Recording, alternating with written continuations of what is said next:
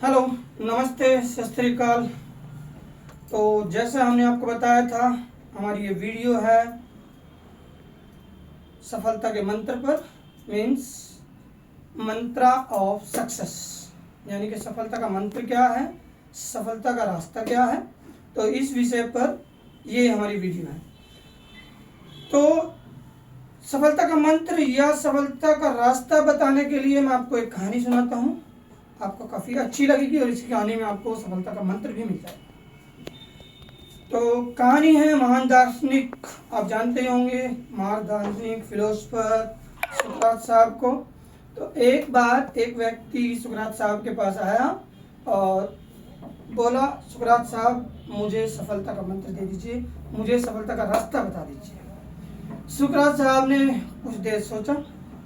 सुकरात साहब भी मेरी तरह से, या ये कह लीजिए मैं भी सुकरात साहब की तरह से प्रैक्टिकल नॉलेज देने में, अप्लाइड नॉलेज देने में विश्वास करते थे। तो सुकरात साहब ने कुछ देर सोचा और उस व्यक्ति को कहा कि कल सवेरे मुझे नदी के किनारे मिलो, सवेरे 6 बजे, वहीं पर मैं तुम्हें सफलता का मंत्र दूंगा। वो व्यक्ति अगले दिन नियत समय पर सवेरे 6 बजे नदी किनारे पहुंच गया। सुकरात साहब ऑलरेडी पहुंचे हुए थे। उसने कहा, सुकरात साहब मैं आ गया, मुझे आप सफलता का मंत्र, सफलता का रास्ता बता दीजिए। सुकरात साहब ने कहा, चलो पहले नहा लेते हैं और नहाते नहाते ही मैं आपको सफलता का मंत्र भी बताइए। ठीक है। दोनों ने कपड़े उतारे और स्नान करने के लिए नदी के अंदर चले गए। जब वो दोनों आसपास में ही खड़े होकर नदी में स्नान कर रहे थे और जैसे ही उस व्यक्ति ने नदी के पानी में डुबकी लगाई तो सुकरात साहब ने उसका सर पानी के अंदर बहुत जोरों से दबा दिया। उस व्यक्ति ने बाहर निकलने के लिए ताकत लगाई लेकिन नहीं निकल पाया, क्योंकि सुकरात साहब की ताकत ज़्यादा थी।